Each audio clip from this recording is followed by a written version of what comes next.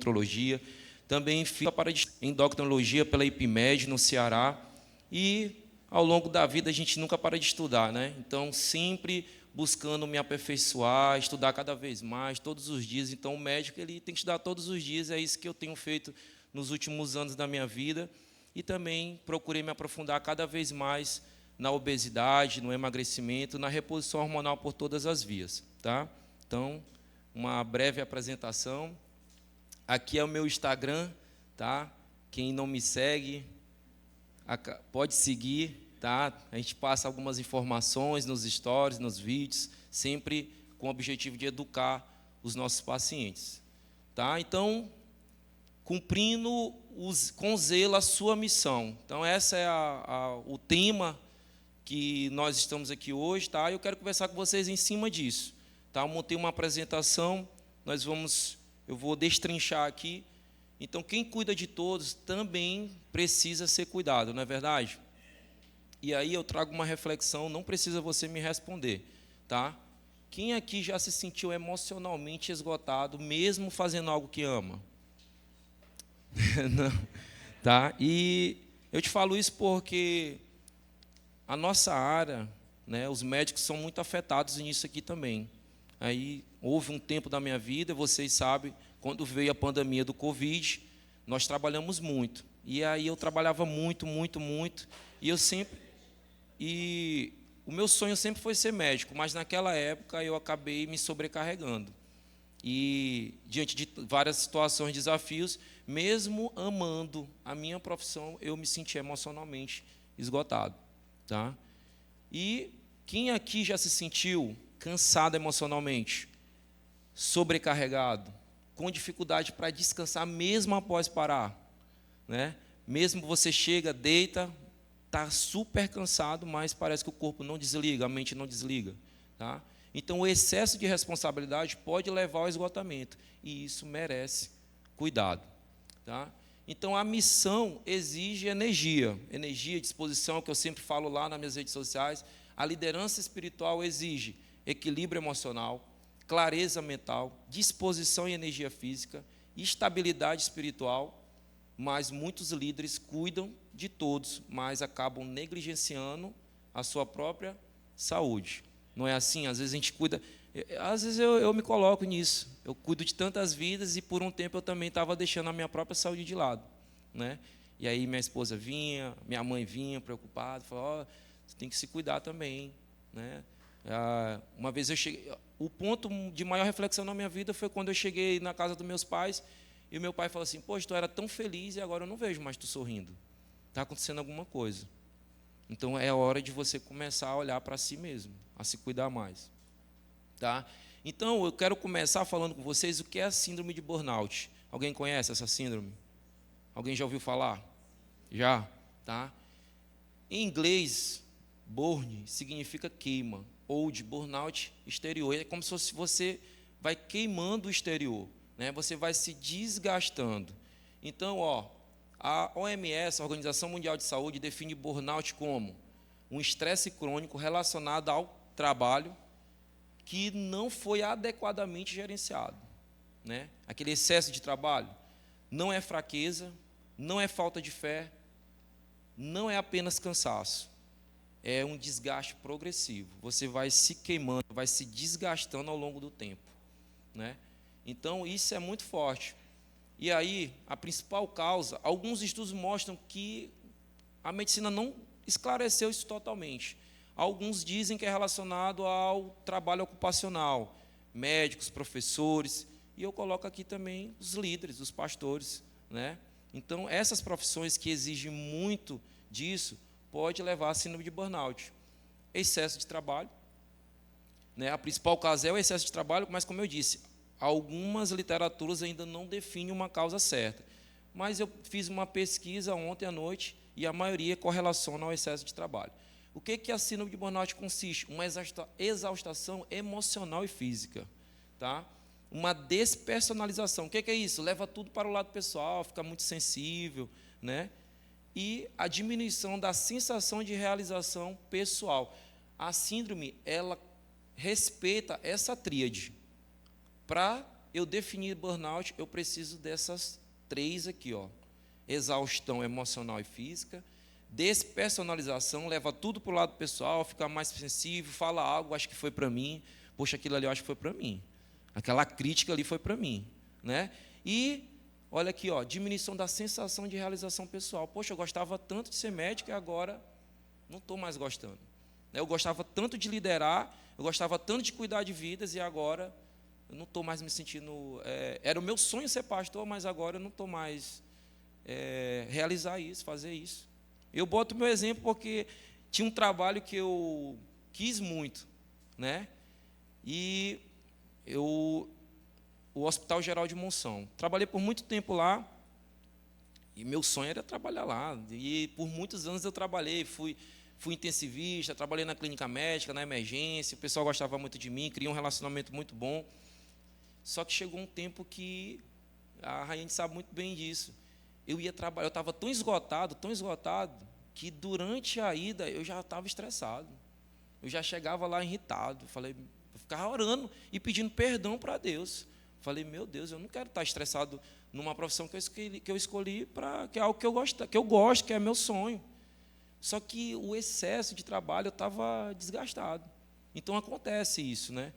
Você diminuir a sensação daquela realização, tá? E quais as consequências disso para a tua vida, para a tua saúde? Problemas de saúde física, mental e, eu acrescentei, espiritual, por que não? Além do baixo desempenho no trabalho. Aí eu botei, ministério. Eu ia para lá estressado, cansado.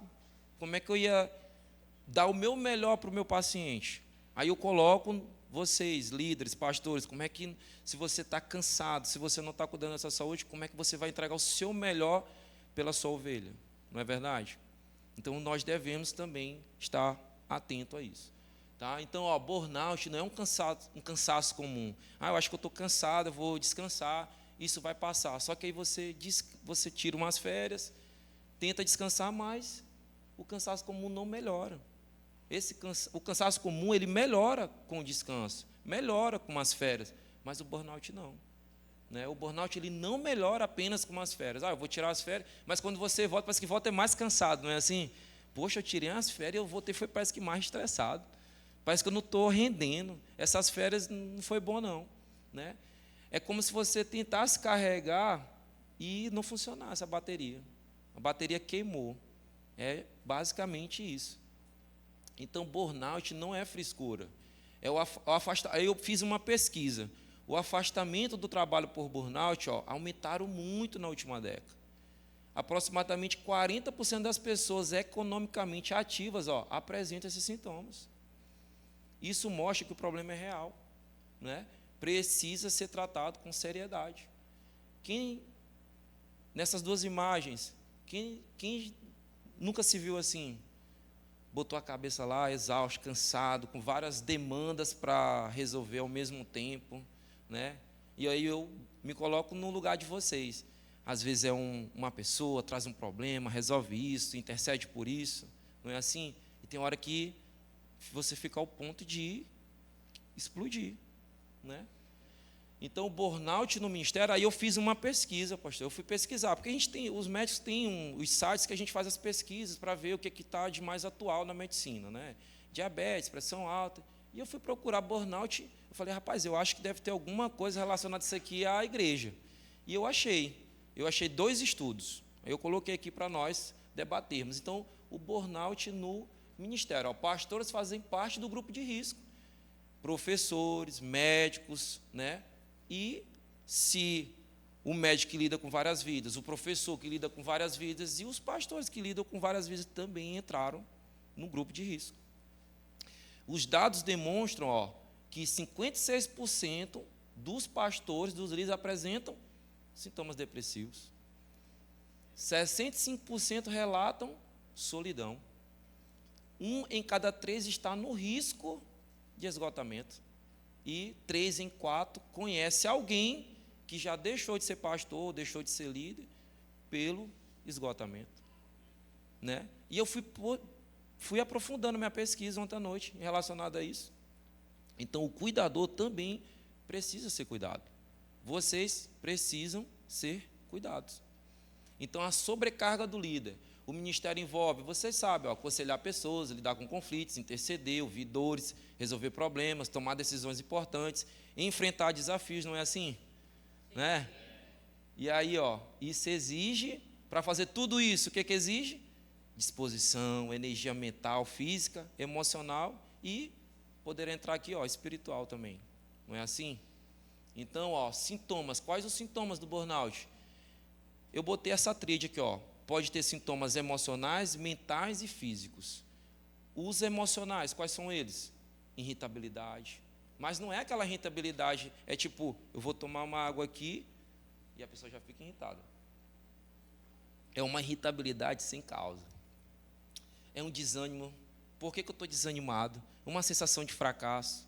Mental, mente cansada, acelerada, não desliga, vai dormir e fica vários pensamentos ao mesmo tempo. Dificuldade de concentração, foco. Vou tentar fazer algo, eu sento aqui e começa a ler um livro, mas aí dispersa logo. Aí tenta fazer outra coisa, aí não foca, não termina. Né? Físico, insônia, fadiga constante, tensão muscular, aquela dor na nuca, aquela dor, e você acho que é minha coluna. Às vezes é uma tensão muscular. Dor de cabeça, ganho de peso. Então, eu dividi em sintomas emocionais, mentais e físicos. Né? Então, o estresse crônico, que é o mal do século também, que é uma das causas do burnout, o estresse constante mantém o corpo em estado de alerta. Isso é bom.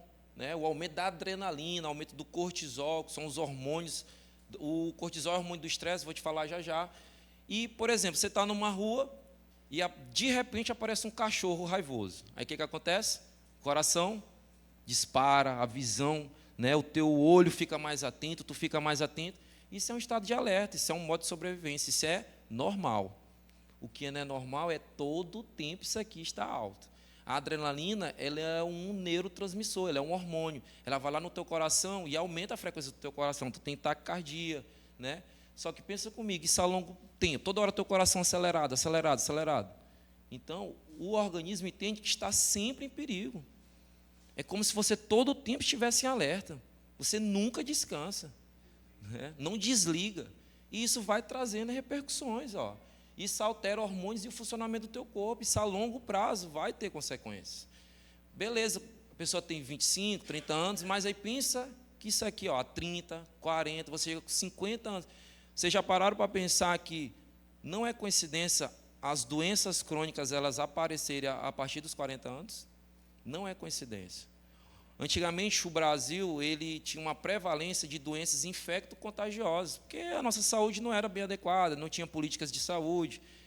Melhorou, foi melhorando, vacina, educação dos pacientes, e as doenças infecto-contagiosas diminuíram. E começou a aumentar o quê? Doenças crônicas degenerativas. Quais essas doenças? Estresse crônico, pressão alta, diabetes, câncer, por causa do nosso modo de vida, do nosso estilo de vida.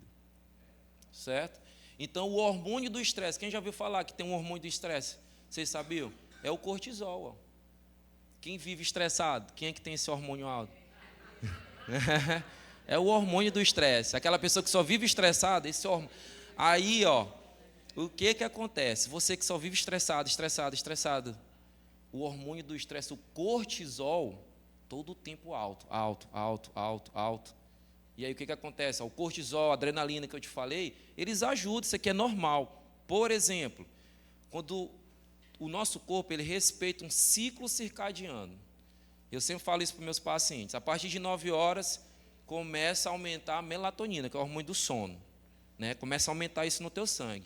E aí, o que a gente faz depois das 9? Vai pegar o celular, vai olhar uma notícia. Só que a luz bloqueia a produção desse hormônio. Aí tu não dorme. Tu pode até dormir, mas dorme de forma superficial. Porque a luz bloqueia o hormônio do sono. Deus fez tudo perfeito. Então, a partir de 9 horas é para você ir relaxando. Esse hormônio vai aumentando para você ir relaxando. Lá para 11 horas ele está com um pico no sangue. Aí você dorme. Mas o que a gente faz? Fica no celular, né? Aí a luz fica bloqueando a melatonina. Aí você não dorme. Mas quando dorme, acorda cansado. Aí de manhã, o que acorda a gente? O cortisol. 9 horas da manhã, 8 horas. Tem gente que 7 horas ainda está ali, tipo assim, poxa, acordei 7, mas não estou ainda. Aí quando chega 9 horas, está no pico. Não, agora eu estou bem. É porque 9 horas está fazendo o pico cortisol, que é justamente para tu ter energia, para trabalhar, para fazer as coisas. O que é ruim é... Então, isso ajuda o nosso corpo. A adrenalina ajuda o nosso corpo. Diante de... O cachorro, lembra do cachorro? Então, se o cachorro chegou e você fica lá parado, o cachorro vai te morder. Agora, quando a adrenalina aumenta, tu dispara o coração, joga mais sangue para o teu cérebro, tu fica mais ativo, escuta mais e sai correndo. É um estado de alerta para você sobreviver. O que é ruim é todo o tempo isso aqui está alto, né? Então, isso ajuda o nosso corpo. Agora, o que acontece? Mas quando isso fica elevado por muito tempo, vai prejudicar a nossa saúde, né? Então, o excesso de cortisol, o que ele causa no teu corpo? Ele aumenta a glicose do teu sangue. O que é a glicose? É o açúcar do sangue. O cortisol é um hormônio que ele vai aumentar demais o açúcar do teu sangue. Ele vai aumentar a resistência insulínica. O que é a insulina? A insulina é um outro hormônio. Quando o açúcar do teu sangue aumenta, aí o teu corpo responde com o aumento de insulina, para que esse açúcar não fique em excesso, ele fique regular no sangue, né? Só que aí mora outro problema. Quando essa insulina está alta muito tempo, a insulina, viu, pastor Casal? É um hormônio anabólico. Né? E os fisiculturistas, antigamente, aqueles profissionais que queriam ficar fortão, bombadão, eles usavam insulina. Para quê? Para ficar grande, musculoso. Só que esse hormônio alto, ele vai ter consequências no nosso corpo. Então, pensa comigo, estresse, má alimentação, aquela pessoa que come muito açúcar, vai aumentar demais o açúcar no sangue, vai disparar muito a insulina. A insulina é anabólica, ela cresce músculo, mas ela cresce também gordura. Então, esse aumento de insulina constante vai favorecer o aumento de gordura abdominal. Poxa, eu não como muito não, eu como até de boa, mas só vivo estressado e a barriga está crescendo. É o estresse, a glicose aumentando, a insulina aumentando. É o que eu brinco. Não se citam ofendidos, mas existe um termo que a gente fala, o fordo, que é o forte e gordo. Fordo, forte e gordo, né? O cara é forte, mas é gordinho, por causa da insulina alta. Ele ganha músculo, mas também ele ganha muita gordura, né? Então, estressado, aí o açúcar fica batendo, toda hora açúcar, a insulina alta, gordura abdominal, vai dificultar, e fica, poxa, não consigo emagrecer, estou fazendo tudo certo, fazendo atividade, estou fazendo ali alimentação, e está difícil. E isso aumenta o risco de diabetes. Diabetes, ela não vem só pela má alimentação, não. Vem pela genética, mas também vem pelo teu estilo de vida. Existem 2 tipos de diabetes. Tipo 1, que é aquela criança que já nasce, ela tem um defeito genético no pâncreas dela, ela já nasce com diabetes. Mas o tipo 2 é 90% dos pacientes. Por quê? A pessoa nasce com gene para desenvolver diabetes. Só que vai depender do estilo de vida dela, se ela vai desenvolver ou não. Por exemplo, talvez alguém aqui tenha o gene para desenvolver diabetes tipo 2. Só que tem um estilo de vida bom, ele vive de forma adequada, um estilo de vida saudável, faz exercício, uma alimentação, não desenvolve. O tipo 2 ele desenvolve a partir dos 40 anos. Então, estou com 30, 35, estou de boa, mas 40 anos, agora inventei de desenvolver diabetes. Por quê? Aí o que acontece? Você tem o gene, aí começou a viver muito estressado, má alimentação, sedentarismo, foi tudo prejudicando a tua qualidade de vida, e de repente, 40 anos, apareceu o diabetes tipo 2. Estressado, né? Então, tá aí, a causa do tipo... Talvez tu nunca ia desenvolver. Tá lá o gene, mas nunca ia desenvolver. A mesma coisa existe genes relacionados ao câncer. Mas aquele paciente começou a fumar cedo. Aí fumou, desenvolveu câncer de pulmão. Aquele paciente, ele tinha um gene para o câncer coloretal, mas ele começou a ganhar peso, estressado, depressão, ansiedade, desenvolveu câncer coloretal. Talvez nunca desenvolveu câncer. O gene está lá, mas ele está silencioso. Mas aí vai depender muito do nosso estilo de vida. Vocês entenderam? Sim. Estilo de vida? Então, é isso. Então, esse estresse crônico, ele leva o que nós chamamos de inflamação metabólica. Essa inflamação não é aquela que tu corta o dedo, aí fica ali vermelho, sai pus, sente dor. Não, é uma inflamação silenciosa. é uma inflamação do teu metabolismo. Esse estresse crônico, ele aumenta a inflamação do nosso organismo. Existem exames que nós solicitamos que dá para identificar. Você, será que eu estou bem? Né? Por isso que é importante, né, a prevenção. Vou fazer aqui um check-up de 6 em 6 meses, uma vez ao ano. Doutor, solicita esses exames aqui para ver se meu corpo está inflamado. Porque eu acho que eu estou de boa. Quando faz os exames, está lá. Um exame chamado proteína C reativa ultrassensível. Mostra inflamação metabólica e risco cardiovascular. Aí dá para ver, está alto, você tem, além de uma inflamação metabólica, o risco de infarto e AVC. Outro exame, homocisteína. Dá para ver no sangue o risco também de inflamação metabólica e cardiovascular. Outro exemplo, todos nós vamos, ao longo do tempo da nossa alimentação, sedentarismo, vai aumentando as placas de gordura nas artérias. Vocês sabem disso, né? As placas de gordura, aquela placa de gordura ela vai aumentando e dentro dela gera uma inflamação.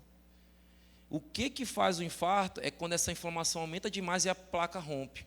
Aí solta um êmbolozinho, aí pode entupir o coração, entupir lá no cérebro e causar um AVC, um infarto, ou na perna, né? Pode ter um trombozinho. Então, essa inflamação metabólica é responsável por isso também, né? Porque vai inflamando a placa, vai inflamando, e a hora a placa, rompe. Então, o estresse aumenta essa inflamação invisível, tá? A inflamação metabólica gera o quê? Cansaço, retenção de líquido, ganho de peso, aumento do risco. Eu botei só a sigla aqui, RCV, risco cardiovascular. O que é o risco cardiovascular? A probabilidade de daqui a 10 anos você desenvolver infarto ou AVC. Dá para ver isso nos exames? Dá para ver. Homocisteína, proteína C reativa, ferritina, são exames que eu vejo inflamação metabólica e risco cardiovascular. Se eu estiver falando técnico demais, eu tentei deixar de forma mais fácil. Então, ganho de peso e risco cardiovascular. O aumento de gordura abdominal, gordura corporal, aumenta o risco de pressão alta, diabetes, infarto, AVC, câncer. A obesidade hoje é uma doença crônica, é uma doença de complexo tratamento. E a gente vive hoje uma pandemia de obesidade. Se você for na rua e olhar, você vê, né? Poxa, mas a medicina evoluiu, tem hoje as canetas emagrecedoras, tem tudo enquanto. E por que o pessoal continua acima do peso? Porque é uma doença de difícil tratamento. Não é só uma caneta que resolve, né? Tem que ter um acompanhamento, tem que ter um médico. E só o médico sozinho não resolve também. Tem que ter a nutricionista. Mas o pessoal fala lá, doutor, passa uma dieta para mim. Eu falei, não, mas eu não estudei para fazer dieta. Tem a nutricionista, ela se especializou 2, 3 anos aí. E ela vai fazer uma dieta para você. Tem um educador físico, é importante para te orientar. Qual o melhor treino para ti? Às vezes o melhor treino para mim não é o melhor treino para você, né? Então é uma doença de difícil tratamento. Só que, além de ser uma doença crônica, ela traz outras doenças. Pressão alta, diabetes, infarto, câncer, né? Aí hoje eu falo muito de menopausa. As mulheres têm medo de reposição hormonal por causa de um estudo, WHI, um estudo do passado. Esses estudos são assim, eles selecionam as pessoas para ver se a medicação dá certo.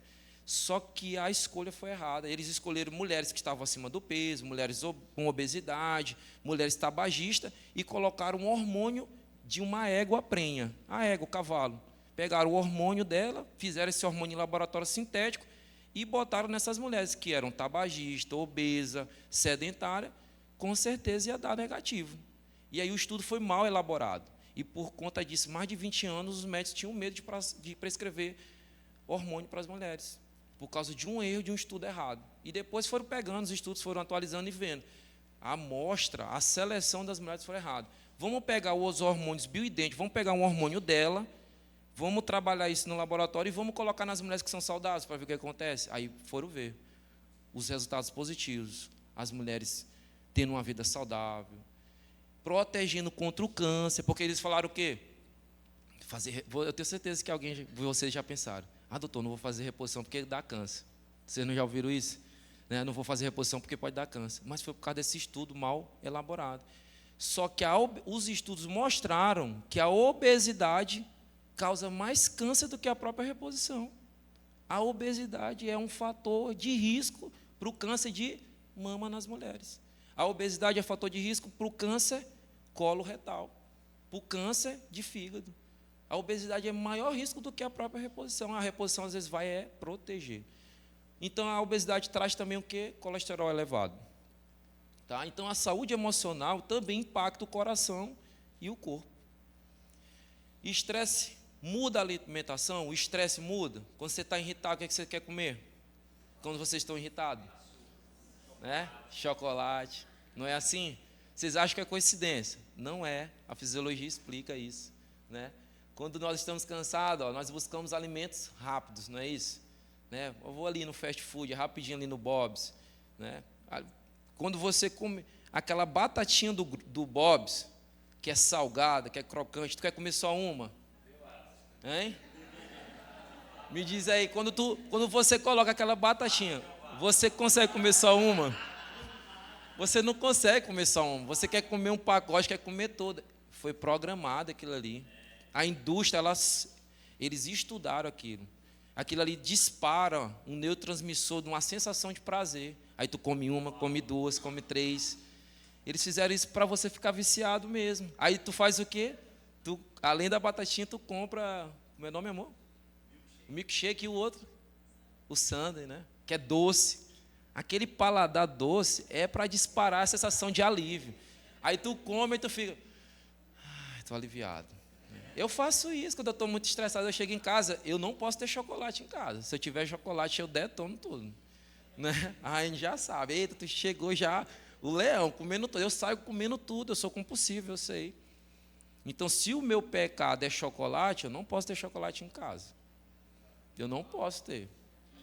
Porque se eu tiver chocolate, né? A Rayane sabe. A época da Páscoa agora, né? Chocolate lá. Eu falei, compra para todo mundo dar de presente. Não deixa aqui. Quando tem bolo, aniversário, a gente dá para nossa secretária. Nossa secretária fica feliz, leva o bolo todinho para casa dela.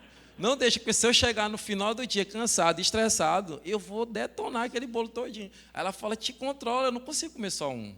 Eu me conheço, então eu não deixo. Se eu sei que aquilo é meu erro, eu não deixo. Então, quando você está estressado, cansado, triste, né, você vai buscar esses alimentos rápidos, alimentos palatáveis, não é? O açúcar é bom, o pão, o pão quentinho, né? É bom o pão quentinho. Né? O que é ruim é o excesso, Vocês me entendem, né? O excesso, tá? Então, mais açúcar, mais pão, mais aquela lasanha, né? Aquela macarronada. A Rainha gostava muito de macarronada. Eu falei, tá bom já desse negócio de macarronada. Toda noite depois do culto era macarronada, até que a gente deu um tempo. Mais ultraprocessados. O que são os ultraprocessados? A gente não entende esse termo, né? Ultraprocessados. Por exemplo, o milho é um alimento natural. Aí o que eles fizeram? Botaram lá o milho dentro de uma lata. Ali é um processado. Só que tem o ultraprocessado, que é o biscoitinho de milho. Né, o salgadinho de milho, ali é um ultraprocessado. Ali que é o maior fator de câncer, é aquilo ali. Né? Alimento natural, milho, que é o que você tem que consumir. Aí o processado, a lata de milho, que você usa para fazer macarronada. Aí tem o ultraprocessado, que é o salgadinho de milho, é cheio de conservante. Aquilo ali dispara muita resposta inflamatória no teu corpo. Então, o cérebro sempre vai buscar a solução mais rápida. O nosso cérebro ele quer o que é mais rápido, o que é mais fácil. Ele não vai querer fazer algo ali que vai demorar. Né? Poxa, ter que fazer salada, é chato demais isso aqui. Mas às vezes a gente tem que fazer o que é. Eu até brinco com meus pacientes que eu falo assim, criança que faz o que quer, adulto faz o que é necessário. Então você tem que fazer. Porque é chato fazer salada. Mas o que vai melhorar, o que vai te dar mais saúde? A salada ou o salgadinho de milho, ou a batatinha, não é verdade? Então, isso aqui, hoje a gente vive uma geração viciada na dopamina. O que é a dopamina? É um neurotransmissor. É um neurotransmissor que ele vai lá no teu cérebro e te dá uma sensação de motivação e recompensa. Né? Exemplo que muitos homens, né, na pornografia, é a dopamina. Ele está atrás da dopamina, aquela sensação de motivação, de recompensa. Né? É excesso de dopamina. Ela aumenta quando recebemos uma boa notícia, atingimos um objetivo, comemos algo prazeroso. Isso aqui aumenta a dopamina, né? Alimentos ricos em açúcar aumenta a dopamina rapidamente, né? Por isso buscamos doce no estresse, na tristeza, na irritabilidade, porque aquilo ali vai te deixar motivado, vai te dar uma sensação de prazer, é a dopamina, né? O problema disso é o quê?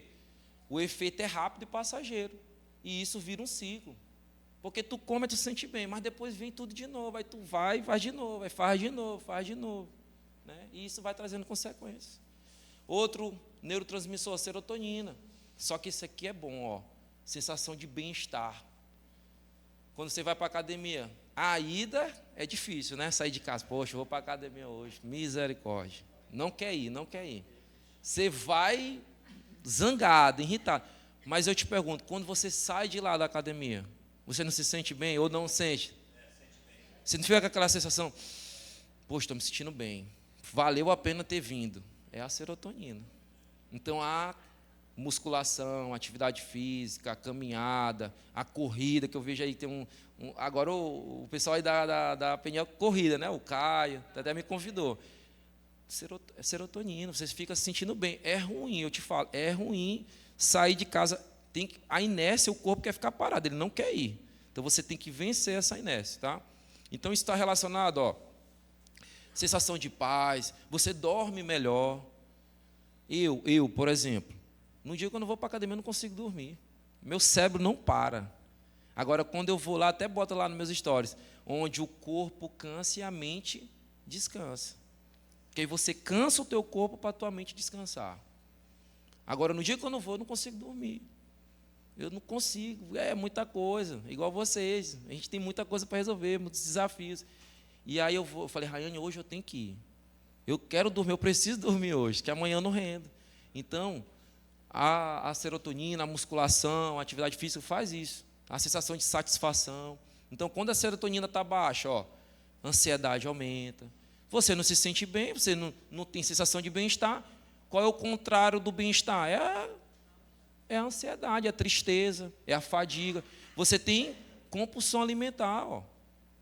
Você fica compulsivo, o humor piora, fica irritado, triste. Então, a gente tem que buscar isso aqui, ó. Como é que eu busco isso naturalmente? Exercício físico. Lazer, descanso, né? Aumenta isso aqui.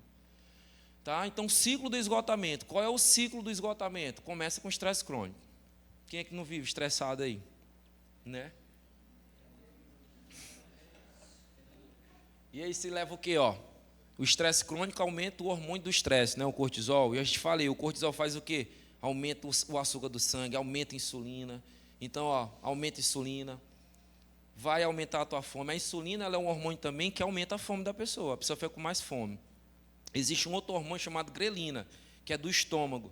Quando o teu estômago ronca, que fica ali doendo, é porque está liberando grelina, um hormônio da fome. Aí tu fica com fome, né? Então a insulina, o estresse, consequentemente também, ó, aumenta a tua fome, tu fica compulsivo. Às vezes não tem nem fome, na verdade, come mesmo sem fome, né? Não estou nem com fome, mas estou querendo comer alguma coisa. Né? Você fala assim, poxa, estou querendo comer alguma coisa, mas não estou nem com fome. Essa fome vai fazer o quê? Ó? Vai fazer tu consumir mais açúcar, não só açúcar, mas alimentos palatáveis, né? Isso vai fazer o quê? Ganhar peso. O ganho de peso vai causar inflamação metabólica, essa inflamação vai te dar mais cansaço e mais estresse. Aí é um ciclo. Porque quando tu come esse docinho que te deixa tranquilo, isso é passageiro, né? E tu fica nesse ciclo vicioso. Qual o impacto na missão de vocês disso? Ó, o esgotamento vai afetar o quê? A tua paciência, né? Poxa, as mulheres na menopausa são assim, né? Elas ficam, só abriu a porta já ficou irritada, já está zangada, né? Você vai ter, ó, esse esgotamento vai impactar na tua clareza mental, no teu discernimento, na tomada de decisão, na qualidade dos teus relacionamentos. Você não vai querer se relacionar, vai querer ficar mais, poxa, não estou nem com saco de conversar hoje. Não quero nem estar ali no meio daquelas pessoas, quero ficar mais isolado aqui. Não tem dias que você está assim? Tem dias. Tem dias que você não quer falar com ninguém. Você quer ficar sozinho, resolver essas coisas sozinho, né? Você fica mais impaciente. Então, o corpo, quando isso acontece, o corpo está sobrecarregado, né? A missão de vocês vai ficar mais difícil, não é verdade?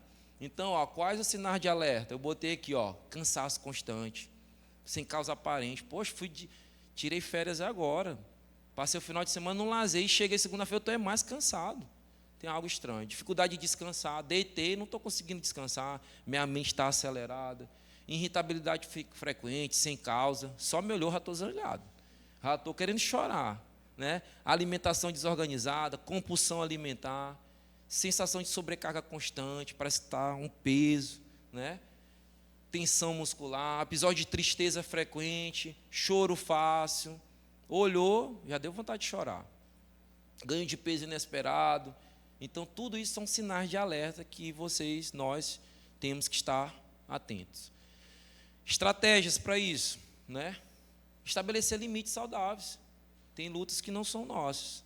Então, a gente tem que estar atento. Tem que ter limites. Tá? Tudo na vida tem que ter limite. Organizar um tempo de descanso. Cuidar da alimentação, que às vezes a gente negligencia isso. É difícil. O hábito alimentar é difícil porque hoje o mundo é do fast food. É algo mais rápido. Vai lá, compra uma batatinha, um refrigerante. A gente mesmo termina o culto, a gente vai querer algo rápido. Né? A gente não quer parar para fazer as coisas. Então, é se programar. Tá? É um hábito. Um hábito ele não é construído da noite para o dia. É 30 dias para você estabelecer um hábito. Vai ser 30 dias você não vai querer ir para a academia. Mas depois de 30 dias aquilo ele vai se tornando prazeroso. Vai ser 30 dias que tu não vai querer seguir uma alimentação adequada. Depois de 30 dias tu vai se acostumando. Vai ter 30 dias que você não vai querer ler. Mas tem que ler mesmo sem gostar. Para você adquirir o hábito da leitura. Praticar atividade física. Tem que ir, mesmo que não, né, tem dia que você não quer ir. Estava com 3 dias sem eu ir para a academia, na minha correria também. Eu falei, não, falei para a Rainha, hoje eu vou. Eu tenho que ir, eu vou dar meu jeito. É. E aí eu te falo, ó, vocês têm 24 horas por dia, não tem, nós não temos 24 horas por dia? E o exercício físico? Fechar não, vai ter uma aí que vai abrir 24 horas por dia agora. Vai chegar uma aí. Estou dando um spoiler, vai ter uma aí que vai ser 24 horas. Agora eu te falo aqui, ó, a Sociedade Brasileira de Cardiologia fala assim, ó, se você fizer 30 minutos de caminhada de segunda a sexta, ou seja, 5 dias, ou seja, 5 vezes 30, 150 minutos por semana. O que é 150 minutos por semana? 30 minutos por dia. Se você fizer isso, você já protege o coração. Aí eu te pergunto, caminhada, 30 minutos. Isso para melhorar a clareza mental e proteger o coração. Para emagrecer, ganhar massa muscular, viu, pastor Casal? Aí tem que ter musculação mesmo. Tem que ser musculação. E aí, outra coisa que eu quero te falar aqui, hoje a medicina ela está se voltando muito para o ganho de massa muscular, porque antes era também algo que era negligenciado. Tempo é vida e tempo é músculo. Você já viu aquele paciente idoso, que a gente chama de sarcopenia, diminuição da massa muscular, diminuição da força, que ele vai ficar dependente? Eu tenho certeza que vocês não querem ficar assim. É aquele idoso barrigudo com o braço e a perna fininho. Já viu esse estereótipo? Já viu essa pessoa? Barrigudão, com o braço e a perna fininho, que ele anda com a bengala e às vezes ele nem anda, fica acamado. Eu tenho certeza que vocês não querem ficar assim. Então a medicina tem se voltado e eles estão percebendo que a massa muscular é importante. E para ganhar massa muscular, tem que ter uma alimentação adequada, rica em proteína, e tem que ter musculação. Porque eu sei que tem gente que não gosta de fazer musculação. Tem dia que eu abuso também. Poxa, mesmo no exercício todo dia. Abuso, mas tem que ir. Tem que ir. E aí eu pergunto para vocês, nós temos 24 horas por dia. É 30 a 40 minutos. Dessas 24 horas dá para tirar, não dá não? Das 24 horas que nós temos, não dá para tirar pelo menos 1 hora para você priorizar a sua saúde? Ou não dá? E a gente dá desculpa, não dá não? Não vou hoje não. Mas você tem 24 horas. Você pode se programar e tirar dessas 24 horas que tu tem todos os dias, 40 minutos. Não é nem 1 hora. Né? Então, ó, dividir responsabilidade. Às vezes a gente quer assumir tudo ao mesmo tempo. Não dá. Não dá. Às vezes eu sou assim também. Eu quero resolver tudo ao mesmo tempo. Mas eu sei que tem coisas que não estão sob o meu limite. Né? Sob a minha responsabilidade. E quando a gente... Nossos pastores, que hoje tem, né, a nossa igreja, graças a Deus, é bem abençoada. Se não tiver uma equipe por trás, não adianta. Eu estou na missão hoje da clínica e eu tenho uma equipe. Eu falei para a Rayane. Hoje as pessoas começaram aí essa semana que a gente abriu de fato, né? Muitas pessoas chegavam lá e falavam: poxa, doutor, sua clínica é bonita, graças a Deus, tal. Está tudo bem organizado, está tudo bem alinhado. E eles querem dizer que eu que fiz isso. Mas eu falei: olha, não sou eu, tem toda uma equipe por trás.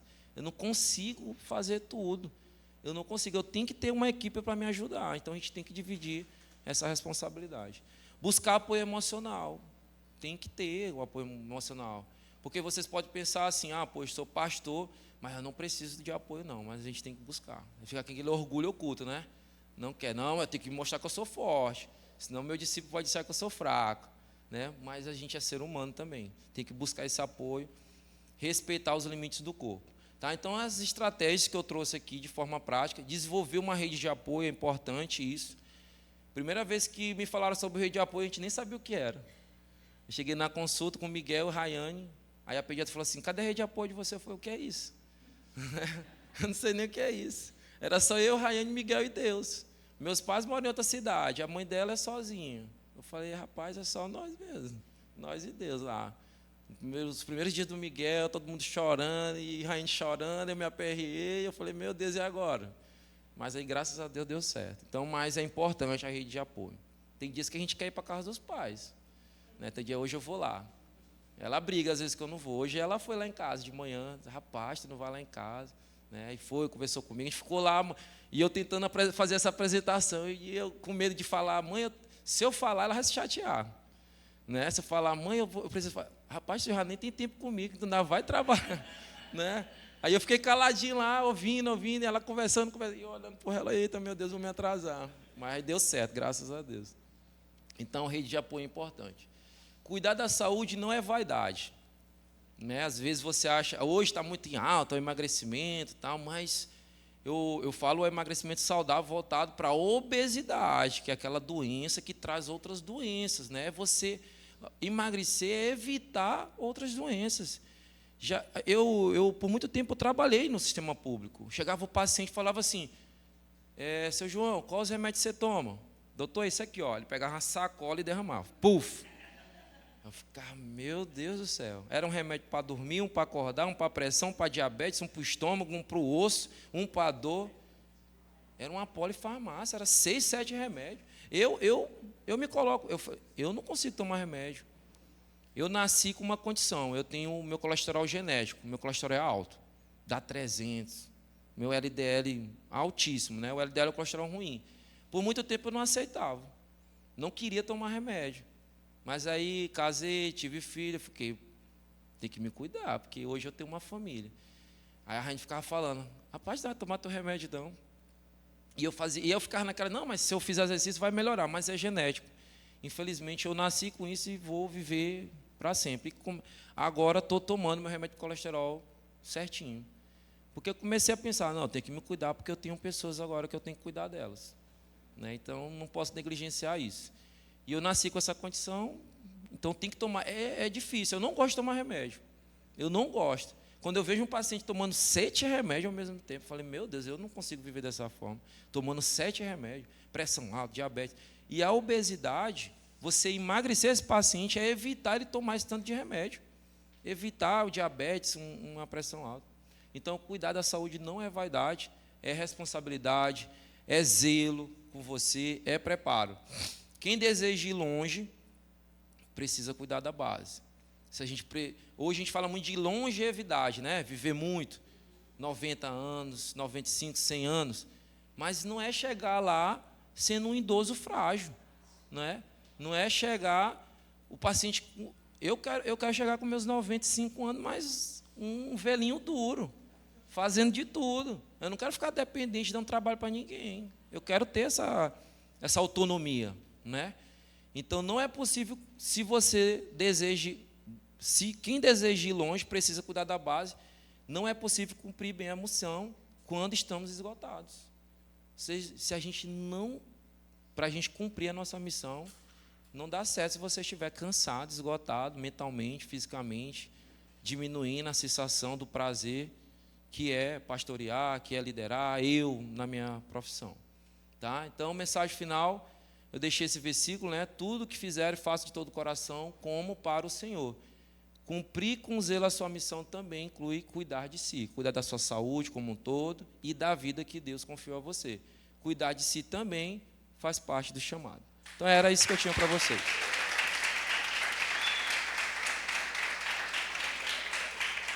E aí, tem uma... Não, se tiver alguma pergunta, alguma dúvida... Ah, tá. Tá bom. Não, era só isso. Não, aí... A gente está agora com a Revive... Tá, deixa eu só tomar uma água aqui. Então, Deus nos abençoou, né? Eu e Rayane. Minha mãe até estava falando hoje isso para mim. Ela falou, meu filho, eu fico feliz por Deus ter te abençoado com uma esposa, porque eu sei que tudo que... Uma esposa, a bênção na minha vida, né? Porque eu sei que tudo que tu está conquistando também tem o dedo dela. Então, nós hoje, graças a Deus, com muito esforço, transparência, cuidado, comprometimento com as vidas que Deus tem nos dado através da saúde, nós abrimos a Revive Clinic. Era um sonho meu, um sonho dos meus pais. Eu estava até contando essa história na internet, que aquela casa onde eu abri a clínica, meu pai comprou ela em 97. E desde que eu nasci, ele sempre falava, esse menino vai ser médico. Ele plantou essa semente no meu coração e acabou se tornando um sonho dele, se tornou um sonho meu também. Quando ele comprou a casa em 97, meu irmão caçula tinha acabado de nascer. E ele dizia para minha mãe, um dia o Vinícius vai abrir uma clínica nessa casa. Eu estou comprando essa casa aqui, isso em 97. Eu estou comprando essa casa, mas eu já vejo a fachada aqui de uma clínica. Ele profetizava, ele não era nem crente. Ele tinha raiva de igreja, na verdade. Mas minha mãe já orava pela vida dele. E aí, hoje, depois de 97 para cá, esse tempo todo, acho que 28 anos, nós conseguimos abrir a Revive Clinic, que é um sonho meu, um sonho da família. E é algo que eu falo para a minha equipe, que a gente montou com tanto carinho, que eu quero lá que seja não só uma consulta, porque tem clínicas em vários lugares, mas eu quero que os pacientes cheguem e sintam uma experiência. Não é só chegar, aquela correria, você senta, fica 1 hora esperando ser atendido. Uma vez eu fui numa clínica aqui em Santa Inês, eu fiquei 1 hora para ser atendido. Eu falei, misericórdia, eu não gosto de esperar, né? Então, aí fiquei logo estressado, zangado, vou pegar meu dia de volta. 1 hora para ser atendido. A pessoa mandou eu ir tal horário, então aquilo foi uma dor e me acendeu. Eu falei, não, meus pacientes vão chegar no horário, eles vão ter uma experiência, vão ser bem atendidos. Eu quero que eles cheguem e fiquem lá. 3 horas, 4 horas dentro da clínica. Então, tem que ter um conforto. Vai ser atendido no seu horário. Então, a Revive Clinic nasceu com essa missão de trazer não só uma consulta, mas uma experiência para os meus pacientes e estar de portas abertas para quem quiser nos visitar.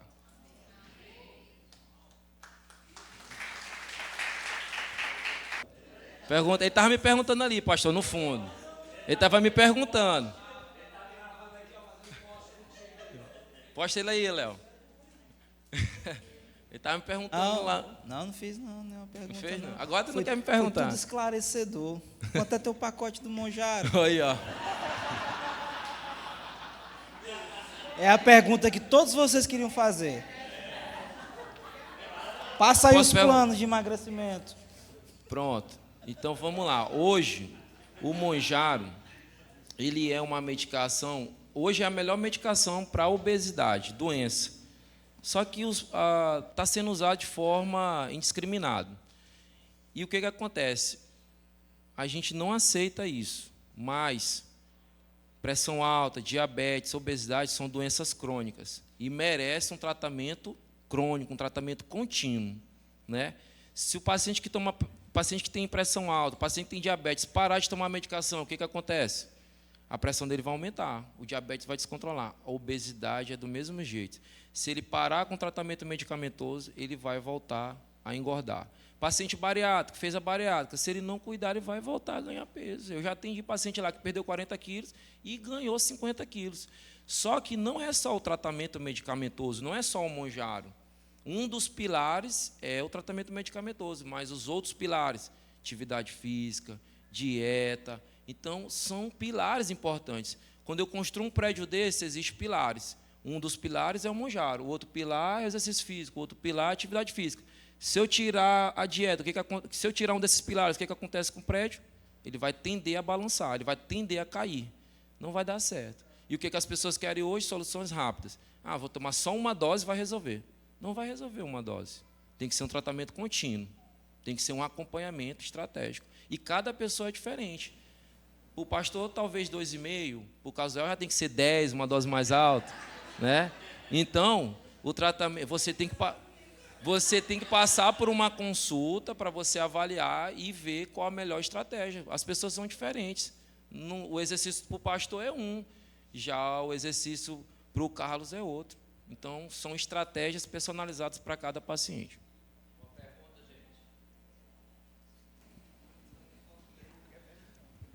Vinícius, doutor Vinícius, você falou algo sobre o colesterol. Todo ano eu faço aqueles exames da empresa exige, e sempre dá lá o colesterol alto, e o doutor diz, rapaz, tu tem que cuidar desse colesterol. E tomar remédio, eu sou acho que igual a você. Né? Aí o médico passa a receita e eu nunca tomo remédio. No outro ano vai lá de novo, do mesmo jeito.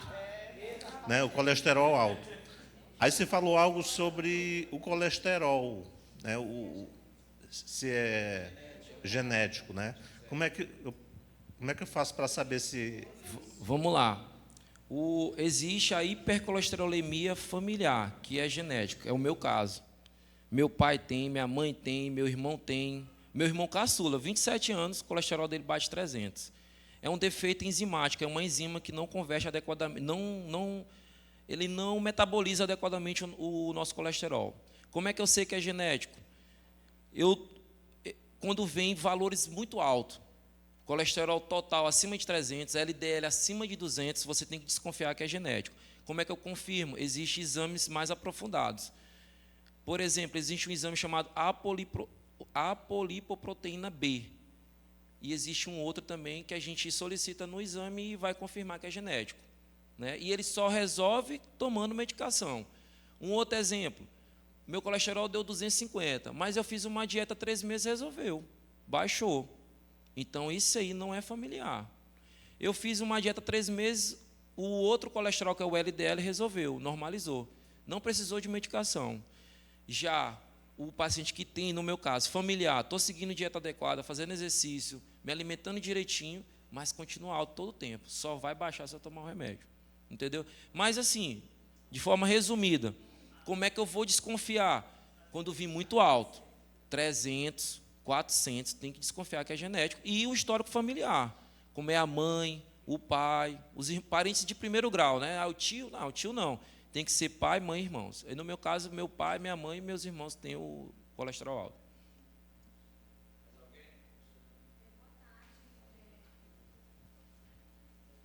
Boa tarde, doutor. Parabéns de já pela palestra, né? Muito esclarecedora. A minha pergunta é sobre a síndrome de burnout, né? Eu também sou professora, né? Sou pedagoga, atualmente eu estou na faculdade também de psicologia, mas é uma área que me chama muita atenção, porque eu já tive algumas colegas que pararam totalmente ali a vida, o trabalho, tudo, e aí começaram com esses sintomas de cansaço, de um monte de coisa, depois já foram ver que estavam com ansiedade, com várias situações. Então, a minha pergunta é, como você identificar alguns sintomas, qual é o primeiro passo que a pessoa deve dar? Sozinha ela consegue, mudando apenas os hábitos, ou se ela identificou alguns sintomas, ela tem que procurar logo um profissional, e qual profissional que ela deve procurar? Pronto. A síndrome de burnout, ela respeita aquela tríade, né? Exaustão emocional e física, a despersonalização, aquela sensibilidade a mais, e a perda do interesse por algo que você gostava muito, por exemplo, a profissão. Então, primeira coisa, para eu desconfiar, tem que respeitar essa tríade, para eu desconfiar de burnout. Desconfiei de burnout, vou procurar o psicólogo, e aí o psicólogo vai ver se há necessidade de ir para o psiquiatra ou não, porque a síndrome também pode levar à evolução, à depressão e ansiedade. Depressão é doença, né? E ansiedade, não é aquela ansiedade que você fica, estou ansioso aqui, para vir apresentar, eu estava ansioso. Mas a ansiedade é o medo e a preocupação de forma excessiva. Ela não melhora de forma alguma. E você começa a ter crise de pânico. Isso é ansiedade, isso é doença. É o transtorno de ansiedade generalizado. É uma doença. E a síndrome de burnout pode levar à depressão e ao transtorno de ansiedade generalizada. O primeiro passo, psicólogo, né? Consultar com o psicólogo, ele vai fazer uma psicoterapia, ou seja, terapia, sessões, conversar contigo, identificar alguns gatilhos, e se ele vê necessidade, ele vai te encaminhar para o psiquiatra. Mas, outra coisa importante é, que eu até botei estratégias, começar a ter limites. Né? Se eu vejo que aquele ambiente de trabalho está me prejudicando, como é que eu posso resolver aquele... No meu caso, era o plantão que me desgastava. E eu comecei a pensar em estratégias para eu sair do plantão. Né? Pensando, respeitar meus limites, procurar melhorar a minha alimentação, atividade física também, para ir já melhorando essa base. Mas o primeiro passo é procurar o psicólogo.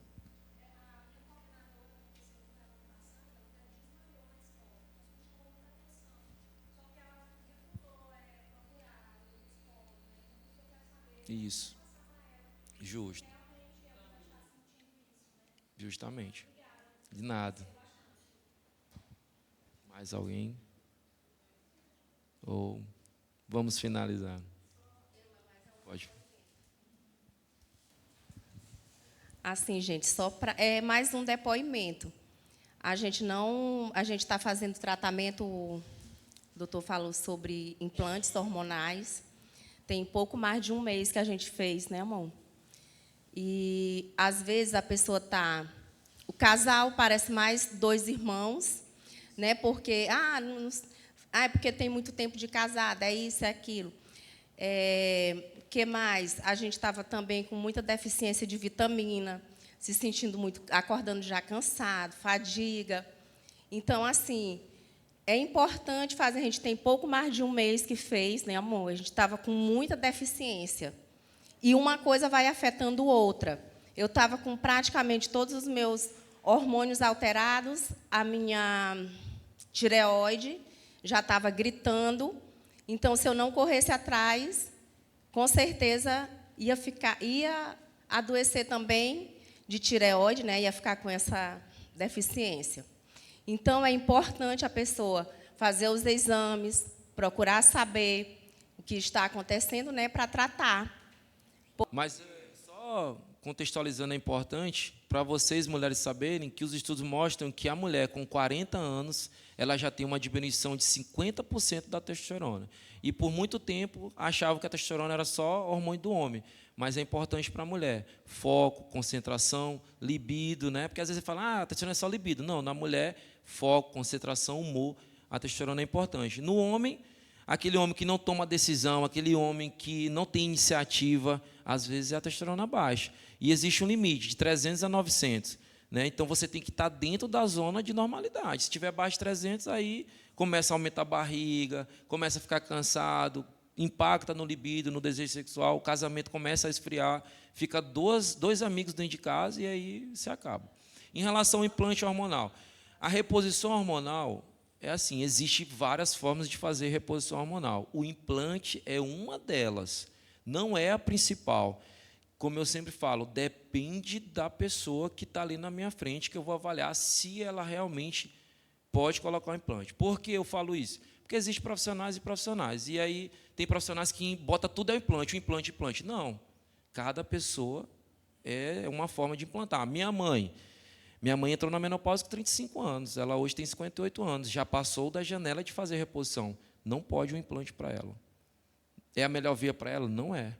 Porque pode dar pico e ela pode ter problema cardíaco. A minha mãe, a melhor via para ela é o adesivo. Então, vai depender da pessoa.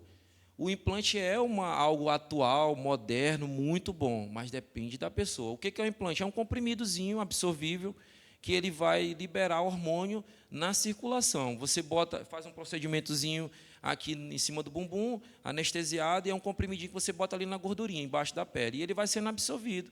A vantagem, não precisa tomar comprimido, não precisa passar o gel e nem o adesivo. E ele tem duração de 6 meses. E vai depender do hormônio que está baixo. É a testosterona, no caso da mulher, o estradiol, é a progesterona. Isso a gente vai avaliando clinicamente e com os exames laboratoriais.